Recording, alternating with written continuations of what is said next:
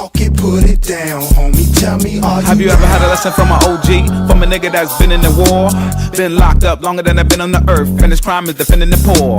And they can tell you about death and tell you about life, but most of all they tell you about sacrifice. And they can tell you if a woman ain't with you when you're down, that she never really could be your wife. What it mean to be DOWN? Is your homie still down when it's trouble you in? What's up, y'all? It's TP, BlackPackas.com, and today we speaking on the need and call to action for more young Black and Hispanic men in their 20s to become teachers and get involved with education and, you know what I'm saying, really get out here in a concrete and real way, start making a difference with our children and the future and just, you know what I'm saying, the world in general, on a small level and on a big level. Through education and through teaching, you can build and form relationships that, you know, can really shape our communities. Yeah, and all of this is coming from my own personal experience. I started teaching in 2012 just from volunteering and a lot of stuff up to this point. So this is all personal. It's not something from a book or outside source. This is just from my own experiences and from my own perspective. Yeah, specifically calling out men and Black men and Hispanic men, you know what I'm saying, in schools. Like, we're unicorns in the school system. To see a young Black man or a young Hispanic man to be a teacher, a full-time teacher, not just a substitute or a para or something like that, but a full-blown teacher, you know what I mean? It's like, you know, going back from my early days when I first started, I walked into the school as a substitute or as a volunteer, and, you know, it was like they either want to check all my IDs or, you know, it takes 3 or 4 times before they recognize who I am. And, you know what I'm saying, they either think you're a parent or that you're a student or you're just somebody in the community. But to see a person that's like myself to be in the role of a teacher, it kind of just throws people's mind off. And that lets us know that that's a problem. I think one of the main primary benefits of us taking on this role as educators is the rewiring, the building of young minds to not correlate and associate certain people based on how they look with certain facets and assets of society, especially when those suspected roles are like negative. You know what I mean? Like, for example, I've taught preschool, I've taught like grade school, so mainly like 4th, 5th, middle school and early high school, a lot of substituting. And right now I'm a 7th grade math teacher. I've been doing this for 2 years. So, you know, and also I've taught adults like business, English, and ESL courses, you know what I'm saying, night classes for immigrants and also for like business professionals, both here in the States and abroad. So, you know, I have a lot of different experiences to speak from and to relate from. And teaching preschool kids, they don't know. They're pure. You know what I mean? Like, that's where God is. You know what I'm saying? They don't look at me and think, you don't look like a teacher, because they don't even know what a teacher looks like. As you get into grade school and kids become more socialized just within whatever society they're in, you know, a lot of times I get these moments, even this school year, and with my students this year, you know, I love them, and it's nothing against them, but it just goes to show like the world that we're living in, where the first week of class is like, well, I really can't believe you're a teacher. Like, you really don't. And this the kids talking to me, they're honest, you know what I'm saying? And I'm open, so I don't take offense to it. I don't get mad at them or start scolding them, but it's just like, yeah, I have to let them know, like, yo, straight up, people that look like me aren't all just standing on the corner or up to some bullshit or, you know what I'm saying, rapping and singing. Like, we teachers too, you know what I'm saying? There's nothing that about me that should really make you feel that way. But again, that just goes to show the world that they're growing up in. Adults is like, man, it's like they be so dumbfounded. And my primary experience teaching English, well, teaching to adults was like teaching English ESL classes. And I can remember for a time when I lived in Panama, I did this for like, I did it throughout the entirety of the year that I lived there, year and some change that I lived there. But primarily, my first couple months, I was like my full time and my bread and butter for a minute. And it was like, with the relationships that we formed were great. But like the first week or 2 of school, like they couldn't even believe. It's like, no way, you're a teacher. You know what I mean? I had to really kind of like show them some smart shit. Like, yeah, I know my stuff, and I'm not here just on no expat, want to get away, not serious about education, or, you know what I'm saying, putting up a fraud. Like, I'm for real about education and serious. And then from that, it was like, you know, so much positivity came from it. But what if they hadn't seen a person like me? It would have had to, you know, it would have had to been another young brother who stepped into that role and was that first for them. So it's a blessing looking at it now in retrospect. Like, yeah, I learned from them and they learned from me. You know what I'm saying? And these is people that a lot of times are 10, 15, 20, 30 years older than me. That was teaching to like Fortune 500 companies in Panama. So it was just great. You know what I'm saying? I got to pick up so much game, and I feel like I just grew as a professional and all. So it was good from all sides. But basically the point is that, yeah, there's teachers who look like me. You know what I'm saying? And look like my friends. So that's what we have to put an end to, is that bullshit. So yeah, basically like a call to action for newly graduated, I'm saying, Black and Hispanic men. Like, yo, this is education, and being a teacher is a good way to springboard your career if you want to go back to school in a couple of years. But it's also, a solid field just to be in. Okay, yeah, sure, you can't make all the money in the world, but to me, in my opinion, it beats like working for fucking State Farm or, what I'm saying, some other menial 9-to-5 job who doesn't really have no upward mobility. You pretty much know what your cap is, and you're not really making a difference in nobody's life. Like, yeah, you're running a company. Yeah, you just being a responsible, what I'm saying, member of society, taking care of your family and all like that, but you're not really making no difference. And everybody out here right now act like they want to make a difference. So if you want to make a difference, like, schooling is a real way you could do it. Again, from my own personal experience, like, I played football all the way my whole life from 5 to like 22. And then my last year in college, I decided to give up my football scholarship. I was at Hampton University, and I decided just to start volunteering to teach. I did a couple little tutoring programs for pay, but primarily, like, I couldn't get on as a teacher or as like a full tutor or whatever, just because shit, I was getting judged. You know what I'm saying? Like, I'm getting judged based on how I look to go do something good. Like, a lot of times I was getting turned down or and given a runaround just to go volunteer. You know what I'm saying? So, it is difficult, but at that time I just started volunteering, and then eventually it led to me getting my TEFL certification and going overseas. But basically I knew that, I was about to graduate, and it was like, well, what do I have to do for the next couple of years? Because my big goal has always been to go to law school and to become a lawyer.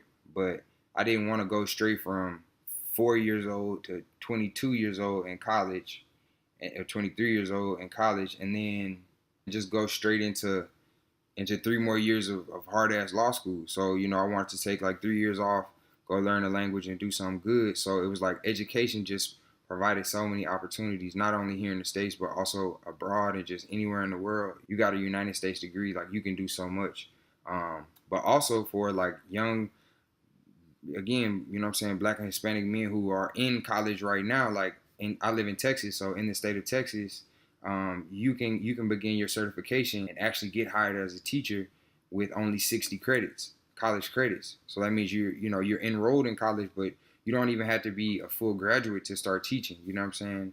Like, you don't have to be an education major. That's not the course. I studied psychology. That was my major. But it just has provided, a way for me to experience so many things and explore so many other options in life, while also being self-sufficient and self-sustaining. I'm not working at the bank doing something that I hate doing, or working, for whoever's company, getting a salary. Not to say that, I'm out here balling or whatever, but at the same time, like, it's a lot of other people, young people, who make the same amount of money I'm making, that's not doing the shit they want to do, and they're not making a difference in the world. You feel what I'm saying? So it's like teaching is an alternative for that. Also for coaching. And I'm being a former like Division I and also D1AA like college student athlete. I had so many friends who, when football or basketball, sports, whatever, their little dream was over, they didn't want to accept it being over, and they wasted so many years. They wasted so many years trying to chase that dream instead of actually building something, building a resume. And also, shit, whenever you get done playing football or sports or whatever in college, it's like, that's been your life. That's been your 40-hour-a-week job and internship and all of that. So it's like, what else do you have on your resume? You know what I'm saying? Like, you gotta be realistic, dude. You're not going to the league, and that's okay. You know what I'm saying? But like, what are you gonna do? Go pro in some other shit, and don't be out here wasting 3-4 more years of your life trying to play. For what, my nigga? Go join the league in the park. Go fucking play basketball on the weekends. Do some other shit to get that old testosterone about you, but that's not it. But through being a teacher, again, You know, in middle school and high school, you could be a coach. You could actually get paid for that. You could still be involved and still make a difference and help these kids reach their potential, you know what I'm saying, and help them become the player that maybe you wanted to become, you know what I'm saying, or you know, make it to the level that you always wanted to or felt like you should or were capable of making it to, you know what I'm saying? Like, okay, you got to be mature and realistic enough to say, okay, my time is up as a player. Now I need to get out here and if I really love the game that much, make a difference with somebody else and help them reach that level. I'm coming with that heat on their ass today. So yeah, those are reasons, and now these are the action steps. Again, it's from all my own personal experience. Going back to just like the beginning, like couldn't get a job, couldn't find really an opportunity, but I started volunteering YMCA, different community centers, different like whatever city or town or county or you know what I'm saying area you live in. If they have like English classes for adults or after school tutoring programs, you know what I'm saying, all of that, like I was just beating down doors just however I could trying to build a resume and it's real, you know what I'm saying? It's just laying that groundwork, build you a little resume and also see if you like it. Maybe you've never you always thought about teaching but you don't have any experience actually teaching. It's not for everybody, I ain't saying that. So get out there and see like, okay, could I see myself doing this? Or could I work with this age or this teach this or that? Figure out what you like, what you don't like.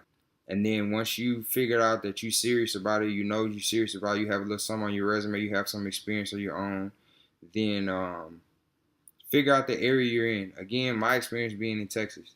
Also, and on an international level, like TEFL, TEFL, TESL, TESOL certifications. I use Oxford seminars. That was the one I did, and that was my ticket to be able to teach abroad. That was my English as a second language certification combined with my degree and my experiences that I had through volunteering and just little basic startup opportunities. That was my way to lead a country and find a whole nother world. You did. So, but here in Texas specifically and in the States, like for whatever state you're in, figure out and just Google like Texas teacher certification programs. You know what I'm saying? And then you have various programs that have different setups. ACT Texas, Alternative Teacher Certification Texas. That program functioned different. Their program pretty much functioned like you go there, you pay $430 to enter the program. Then they sit down with you, go over, are you enrolled in school? You know what I'm saying? Do you have at least 60 hours or have you graduated? Do you have transcripts? You know what I'm saying? Is your record clean? Just all the basic stuff. They sit down, they let you know your options. They explain to you the program and how it plays out, the different phases of it. And then pretty much you pick your content area and they let you take like a practice exam to see for your content exam, like, are you going to be able to pass it or not? For example, I at one point I thought about being like a Spanish teacher or you know, getting like a bilingual certification as my primary teaching certification. But whenever I got to the test, I realized like, yo hablo español, pero yo no hablo español así, no es tan fuerte. Entonces, I can't take this exam and I just have to be able to use my Spanish in another way to, you know what I'm saying, kind of make a difference. But yeah, so anyway, I chose the fourth grade through 8th grade, like, generalist certification. So that covered like your core subjects, math, science, English, and language arts, or English, math, science, history, and like language arts, English. Can you go in the other room with all that noise, my nigga? Damn, you on the video. Nobody want to hear all that. And then boom, so then you choose your content area, and then you got to pay like $100 for the test. You study for it, go home, study for the test for like 2-3 weeks, a month, or whatever, however long you need. And then you take it. Once you pass your exam, and then also in my program, it was like you have to take your content exam, which is like what you're actually going to be teaching, that exam. Then you have to take another like a PPR exam in the state of Texas, which is like your practices, how you actually teach. Like if a kid does this, what would you do? And then lastly, then you have to go through their course. So different programs will have like different course options. Mine was like, I think 2 months, 3 days a week, or a month, 3 days a week, or 4 days a week or something for like 3 or 4 hour classes. But different ones had different setups, just depending on whatever program you choose. and then boom. So yeah, you take your course, you pass them 2 exams, and then you pretty much good. Then you're eligible to get hired. And once you get hired, your first year, you aren't just giving your certificate, you're giving a probationary certificate. So for that first entire like school year, even if you start in the middle of the year, it has to be an entire like calendar school year. Your principal and then whoever your like supervisor is from your certification program, they do like monitoring on you, and they come check on you like once every couple weeks and do an observation on your class, and then you have to go through courses throughout the school year, maybe like a meeting once a week. But it ain't that difficult. And then after that first year, then you give them your certificate and you're a full-time teacher. You know what I'm saying? Like all the way certified. Different states have different, I guess, requirements for how often you need to get it renewed, but it's not like an annual thing. So it's not like every year you're going to have to renew your certification. And you'll never have to go through that course again. That's just the first time around. That's pretty much your hot 2 steps. And then as far as getting a job, like you just got to put yourself in a good market. So from my own personal experience, when I first moved back to the States and I went through my whole certification process, you know, I wanted to live in San Antonio just to spend time with my grandparents and with my mother's side of my family. So I spent like a month or 2 out there just searching for jobs. Wasn't nothing turning up, but that's a slow market. So then when I came up the road to Houston, it was like totally different market. They needed a whole lot of teachers. Every district needed teachers. And I found a job within a week. You also got to be flexible and willing to maybe put yourself in a different environment to where there's more opportunities.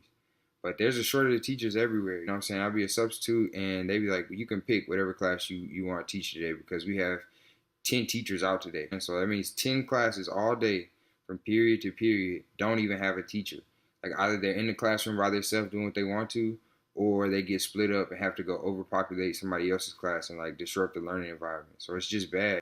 Schools get sanctioned and stuff like that. So they want to hire teachers. They don't want to start off a year or be at a point where they don't have, you know, a whole lot of teachers or any, if it's a solid campus, any positions just vacant where it's like a full-time sub and like they want certified teachers. And yeah, so a lot of people, they might reply to this or say something, well, you know, it's like, that's like the same as being a cop. Like, you can't make no difference. They lying to us and propaganda and this and the third.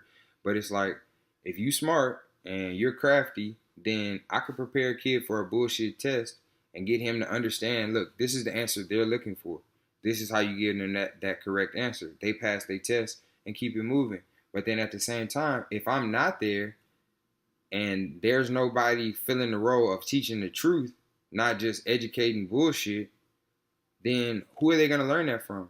So then that's where the skill aspect comes in, where it's like, you know, can you prepare a kid for a test that's pure propaganda or, you know, like nothing really useful to them in real life or for just understanding and overstanding like reality, but also give them they daily dosage of some real shit, you know what I mean? And like deprogramming them and breaking those mental like confines that are put on our brains by society in a very real way. Like stereotyping is real as fuck. Look at all this bullshit going on and how, you know, you have people that call themselves a Christian, but they've been so indoctrinated and lied to that shit. They look at the people who look like Christ and his people like the enemy. And they would say, seeing an innocent person get murdered and look at that and say, oh, it was justified in some type of way. You know what I mean? Like I don't believe that humans are born that way. I don't believe that we're born inherently believing that this or that reason makes a whole type of people bad or justifies a whole bunch of bullshit. I believe that that's taught and that's indoctrination. You know what I'm saying? So we have to just go in and unteach. Like, this dude got all the tattoos and shit on his face, and he got a program. DERRICK, I'm sorry, I can't think his name, but dude fire. And his whole thing is like teach and reteach or reteach and unteach or something like that. You know what I'm saying? Like taking the onus and being the one that it's on me. If I want to see a different educational environment for my children or whatever, then shit, that's on me. You know what I'm saying? It's not on the next person. Again, teaching and being an educator gives you a lot of good benefits. You know, like you get that teacher schedule, you get that summertime off. You know, you can get different benefits as far as going to grad school or trying to buy a home or different savings packages and plans because it's state run. So, you know, it's a lot of good too. And then also it just looks good on your resume. So again, my own personal experience, this is a springboard for me. I always want to be involved with education in one form and with the youth in one form or another. Especially with law, being able to be involved with reforms. And okay, this is bullshit.